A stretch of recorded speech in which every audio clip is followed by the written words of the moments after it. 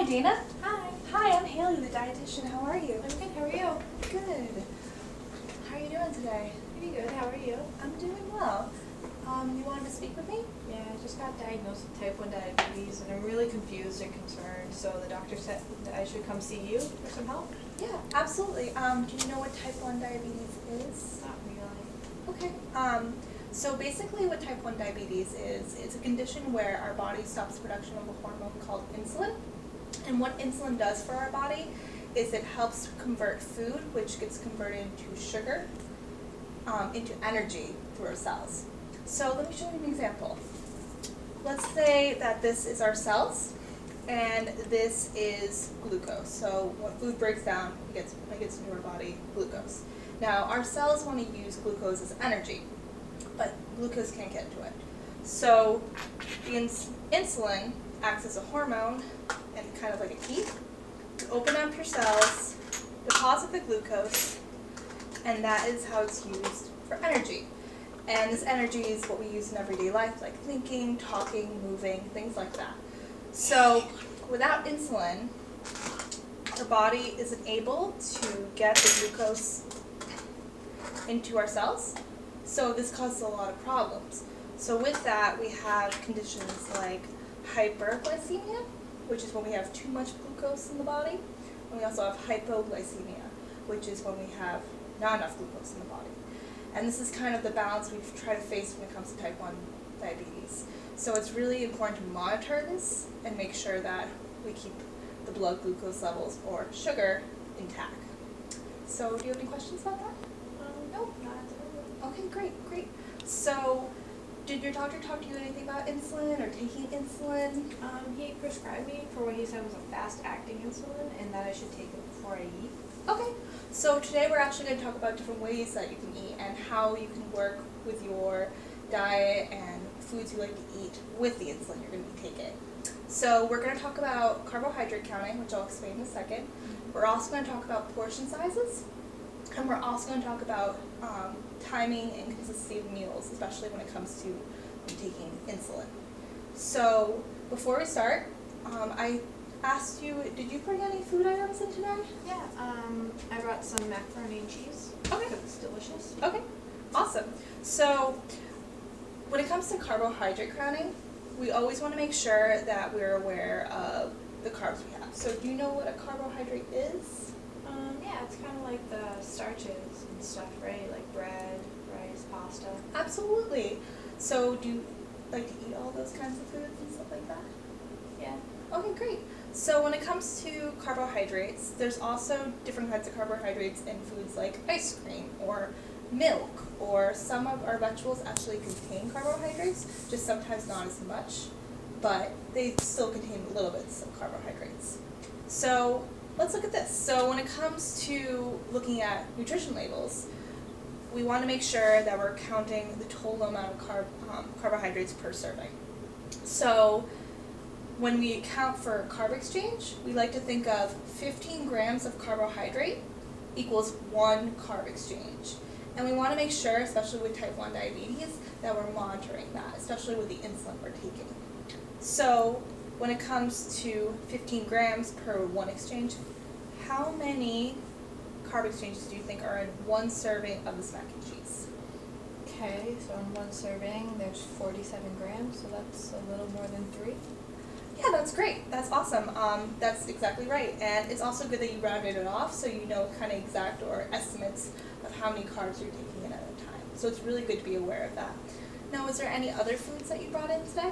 Yeah, I brought in my morning cereal. Okay, great. So based off the serving size of 1 cup, how many carb exchanges do you see on the nutrition? Okay, so there's 42 grams of carbohydrate, so that's a little under 3, so we'll just round up to 3. Yeah, absolutely. So that's great. So making sure that you're aware of that is awesome, and it's really beneficial, especially being aware, again, of how many exchanges you have. So great. I also looked at your 24-hour recall, and I wrote down some items that you ate during dinner, and this was the nutrition facts for them. And one of them is the avocado chicken salad from Panera, and the piece of veal parmesan you had. So based on the nutrition label, how many total carbs do they have for each one? Okay, there's 7 grams of carbohydrate in the avocado chicken salad and 15 grams of carbohydrate in the veal parmesan. Okay, great, that's awesome. When it comes to the avocado chicken salad, there tends to be a low amount of carbohydrates because of the vegetables, but also being aware that chicken and fat don't contain any carbohydrates. So it's really important for when it comes to exchanges that you're aware of kind of how fat doesn't have any carbs or meat doesn't have any carbs. But taking into consideration, why do you think the veal parmesan has 15 grams of carbohydrate? It was breaded? Yeah, that's awesome. You made that distinction. So yeah, just making sure when you check your salads or you're checking your meat that if there's a starch, you count that as a carb exchange, or you kind of do an estimate of that. So that's great. Do you have any questions? No? Okay, great. So going forward, I want to ask you a little bit about portion sizes. So when it comes to portion sizes, this goes hand in hand with carbohydrate counting because you want to know how many portion sizes you have to avoid if you're overeating or knowing how many carbs you have throughout the day. So going with that, we like to do a hand method, which is about 1 fistful, is about 1 cup of vegetables or rice or pasta. And this is a good measurement of kind of how many carb exchanges are in it. So for example, if you have 1 cup of pasta, that would be 3 carb exchanges because 1/3 of a cup of pasta is 1 carb exchange. So just being aware of that. Same with rice. And also with vegetables, it's great because 1/2 cup is only a vegetable exchange, but there's very little carbohydrates, so you don't have to really worry about how many vegetables you're eating, but having 1 cup is great. So using the hand method is a really great way of portioning out. So I wanted to ask you, based off of the cereal, how many portion sizes would be in about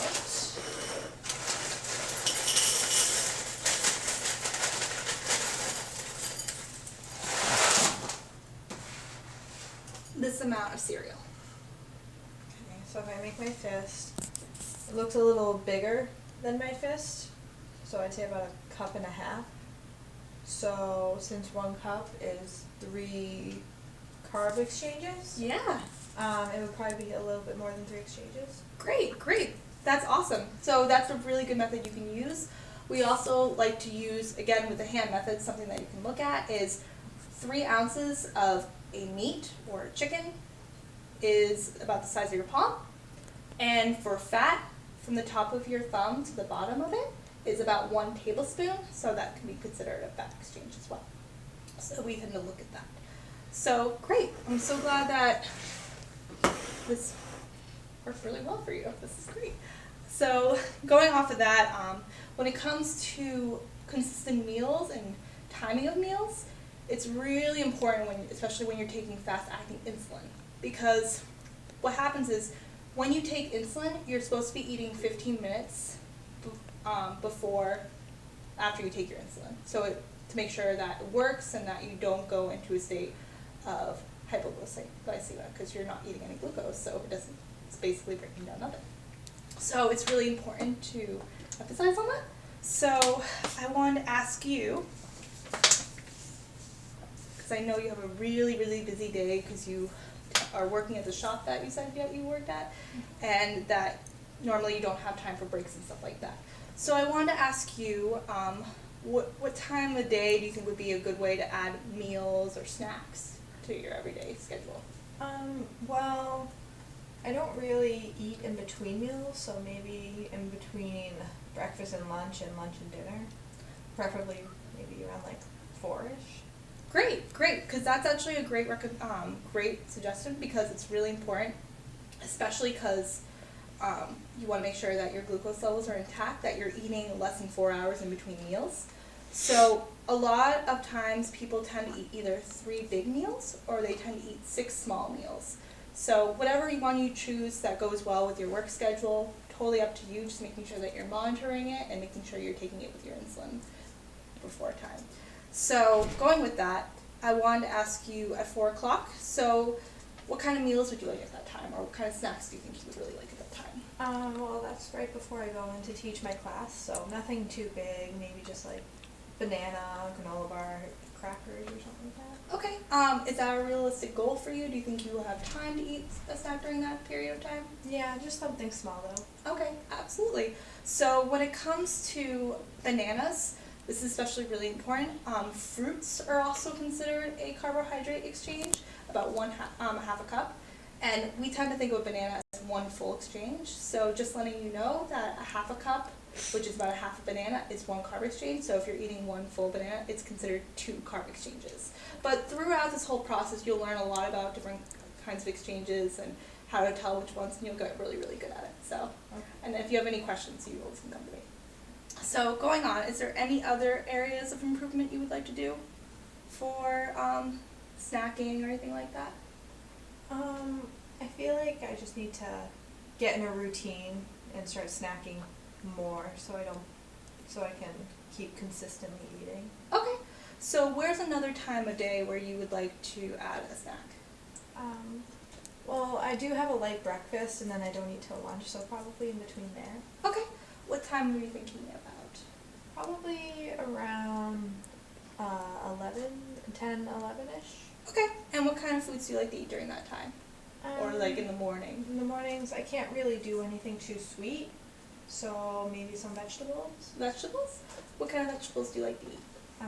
Like carrots, celery. I love cucumbers. Okay, so would you like to have, what kind of snacks would you like to have? So would you like to have a little pack of vegetables, or what are you looking for when it comes to ideally snacks? Well, I need something fast and on the go because I'm always moving, I'm always going around. I don't really have time to sit and settle and eat. Okay. So I need stuff that packages easily that I can just take with me. Okay, so there's actually, I don't know if you heard, but we have these, at grocery stores, sometimes they have these great snack packs. So sometimes they come with like a little bit of hummus and vegetables. Do you like hummus or anything like I've never that? had hummus. Oh, it's something that you can definitely try, or what do you think of like peanut butter? Something like that. It's delicious. Perfect. So peanut butter and a vegetable, that would be great for the morning. So that's great that you made that connection. That's awesome. These are really great changes, and we are definitely, I'm really excited to work with this with you. So that's all the time we have today, but before we leave, I have these handouts for you. So this is another alternative method instead of the hand method, but it's a really great way of planning. So half your plate being vegetables, 1/4 being starch, and another 1/4 being meat. And there's also the hand method we talked about, the portion sizes and a little meal pattern. And before you leave, I also wanted to ask you, what did you learn today? Okay, so I learned a lot about carb exchanges and to really watch those. The hand method, which is 1 cup, 1 meat portion, and from your thumb is a fat exchange? Yeah. Okay. And then also just about really spreading out my food and working to eat more consistently throughout the day. Okay. And I have a quick quiz for you. Okay. What does 15 grams of carbohydrates equal? 1 exchange. Perfect. And what is 1 banana equal to? 2 exchanges. Correct. That's awesome. I'm really excited to work with you. But I also have this great information about type 1 diabetes. So it will tell you about different kinds of carbohydrates that are considered, like breads, we were talking about that, milk, fruit, and sweets. Also why it's important. And also there's a little list over here, which is a food journal that you can use. So for the next few days or the next month, I would really like for you to see what kind of changes you're making and what kind of goals you would like to set to move forward, especially when it comes to your meals. So just write them down, and I plan to meet with you in about a month so we can talk about your improvements and how everything's going. Okay, thank you. You're I'm welcome. really excited. Awesome, great. It was a pleasure meeting you. You too.